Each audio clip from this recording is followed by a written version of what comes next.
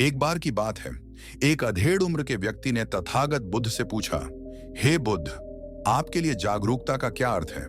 क्या मात्र जागरूक होने से जीवन के कष्ट और पीड़ाएं समाप्त हो सकती हैं?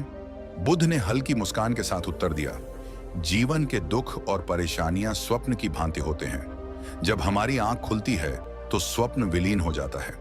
उसी प्रकार जब व्यक्ति सच में जागरूक हो जाता है तो उसे कोई कष्ट दिखाई नहीं देता। उस व्यक्ति ने फिर पूछा, हे तथागत, यदि कोई व्यक्ति शारीरिक पीड़ा या किसी बीमारी से ग्रस्त है तो उसे जागरूकता से कैसे दूर किया जा सकता है?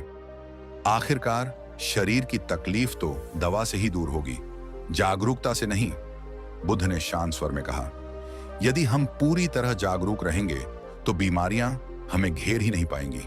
शारीरिक कष्ट तभी आते हैं जब हम अपनी देखभाल में लापरवाह होते हैं।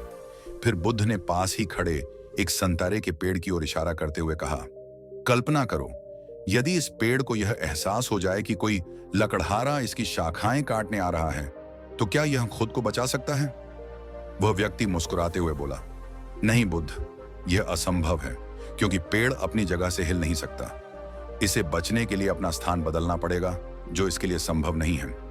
बुद्ध ने सहमति में सिर हिलाया और कहा, यही शक्ति मनुष्य के पास है। मनुष्य में जागरूकता ही नहीं, बल्कि अपने फैसलों से जीवन बदलने की क्षमता भी है। बीमारियां अचानक नहीं आती, वे धीरे धीरे विकसित होती हैं। लेकिन यदि हम आरंभ से ही जागरूक रहें तो सही समय पर उचित कदम उठाकर हम रोगों को रोक सकते हैं। लेकिन यदि हम जागरूक न हों तो हम निर्णय लेने तक की स्थिति में भी नहीं पहुंच पाएंगे। अधेड़ उम्र के उस व्यक्ति ने संदेह भरे स्वर में पूछा, हे बुद्ध, मैं आपकी बातों का सही अर्थ नहीं समझ पाया। बुद्ध ने मुस्कुराते हुए फिर से पास खड़े वृक्ष की ओर इशारा किया और बोले, बताओ, इस पेड़ को फलने फूलने के लिए क्या आवश्यक है? वह व्यक्ति कुछ देर सोचकर बोला, हे तथागत, सबसे पहले इसकी जड़ों को मिट्टी से पानी खींचना होगा। यही इसकी मूलभूत आवश्यकता है। बुद्ध ने आगे पूछा, अगर इस पेड़ को पर्याप्त पानी न मिले तो हमें कैसे पता चलेगा? व्यक्ति ने उत्तर दिया, हे तथागत, तब यह पेड़ धीरे धीरे सूखने लगेगा। बुद्ध ने मुस्कान के साथ कहा, बस यही तुम्हारे प्रश्न का उत्तर है। फिर वे समझाने लगे, जब हम भोजन ग्रहण करते हैं तो वह हमारे शरीर को ऊर्जा प्रदान करता है। यदि भोजन पौष्टिक हो तो शरीर स्वस्थ और ऊर्जावान बना रहता है। इसका असर हमारे चेहरे की ताजगी, कार्य क्षमता और सहन शक्ति पर दिखता है। लेकिन यदि भोजन पौष्टिक न हो तो शरीर जल्दी थकने लगेगा, चेहरा मुरझा जाएगा और शरीर में आलस्य भर जाएगा। लेकिन ये सब हम तभी महसूस कर सकते हैं जब हम जागरूक होंगे। जब तक जागरूकता नहीं होगी तब तक हमें यह एहसास ही नहीं होगा कि हमारा शरीर कमजोर हो रहा है। जागरूकता का अर्थ ही यह है कि हम अपने शरीर, मन और परिवेश में होने वाले परिवर्तनों को भली भांति समझ सकें। जब तुम कभी बासी भोजन खाते हो तो शरीर में तुरंत सुस्ती और आलस्य भर जाता है। तुम्हारा कुछ भी करने का मन नहीं करता और तुम बिस्तर पर लेट जाते हो। यही अनुभव तुम्हें यह सिखाता है कि बासी भोजन स्वास्थ्य के लिए हानिकारक है। अगली बार जब तुम्हें यह याद आएगा तो तुम बासी भोजन से बचोगे। इस तरह जागरूकता तुम्हें संभावित बीमारियों से पहले ही बचा लेती है। यदि तुम पूरी तरह जागरूक रहो तो तुम्हें बीमारियां घेर ही नहीं पाएंगी और तब उन्हें ठीक करने की जरूरत ही नहीं पड़ेगी।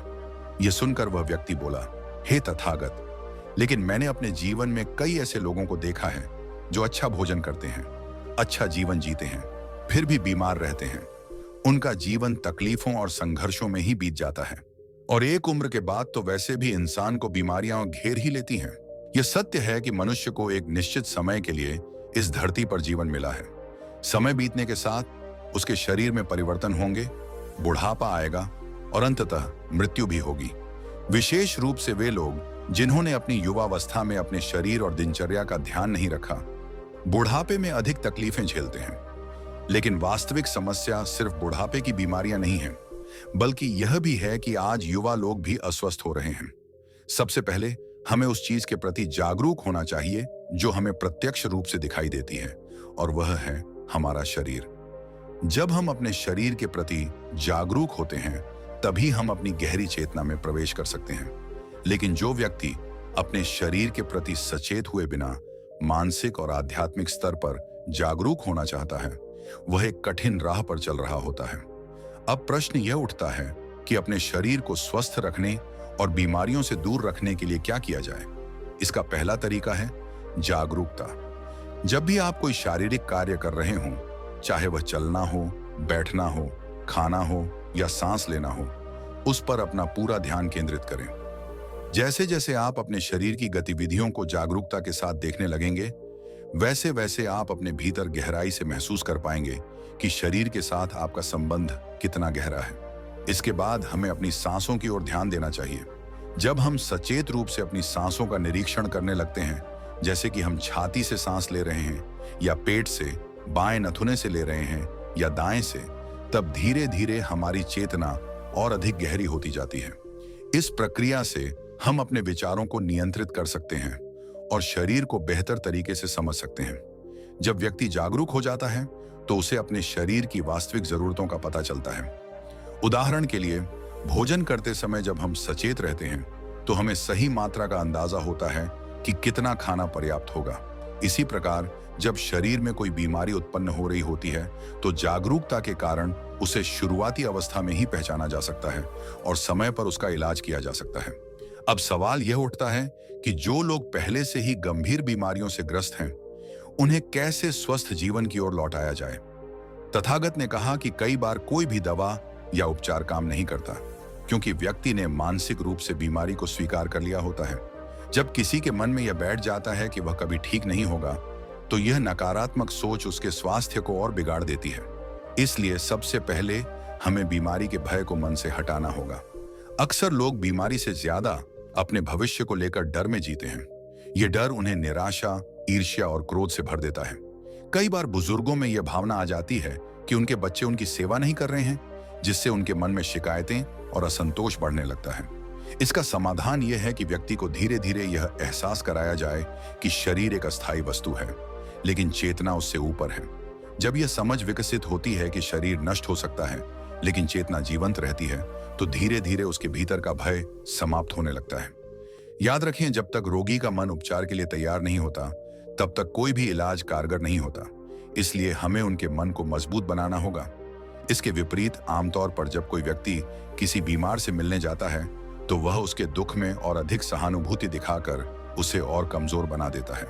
तथागत ने कहा कि हमें बीमारी को केवल दवाओं से नहीं, बल्कि सही जागरूकता और मानसिक शक्ति से भी ठीक करना होगा। जब मन स्वस्थ होगा, तभी शरीर भी स्वस्थ रह सकता है। तथागत ने आगे कहा, जब कोई व्यक्ति बीमार होता है तो हम अनजाने में उसकी बीमारी को और गहरा कर देते हैं। जब कोई उससे मिलने आता है तो बजाय उसे उत्साहित करने के, हम भी उसकी पीड़ा में डूब जाते हैं और उसके मन में नकारात्मक भावनाओं को और बढ़ा देते हैं। इस तरह हम भी उस बीमारी को बनाए रखने में योगदान देते हैं, लेकिन हमें इस बात का एहसास तक नहीं होता। इसके बाद बुद्ध ने उस व्यक्ति को कुछ ध्यान साधनाएं और अभ्यास बताए, जिससे वह स्वयं और अन्य बीमार व्यक्तियों की सहायता कर सके। उन्होंने कहा, जो भी व्यक्ति पीड़ा में हो, उसे इन विधियों के बारे में अवश्य बताना, ताकि वह अपने मन के डर से मुक्त होकर स्वस्थ होने की ओर बढ़ सके। ये कहकर तथागत अपने मार्ग पर आगे बढ़ गए। तो दोस्तों, आपको यह कहानी कैसी लगी, हमें कमेंट सेक्शन में जरूर बताएं। अगर यह वीडियो आपको पसंद आई हो तो द बुद्धा स्टोरी चैनल को सब्सक्राइब करें और नोटिफिकेशन बेल दबाना न भूलें, ताकि आगे भी ऐसी ज्ञानवर्धक कहानियां आप तक पहुंचती रहें। मिलते हैं अगली वीडियो में। तब तक अपना ख्याल रखें। धन्यवाद और नमो बुद्धाय।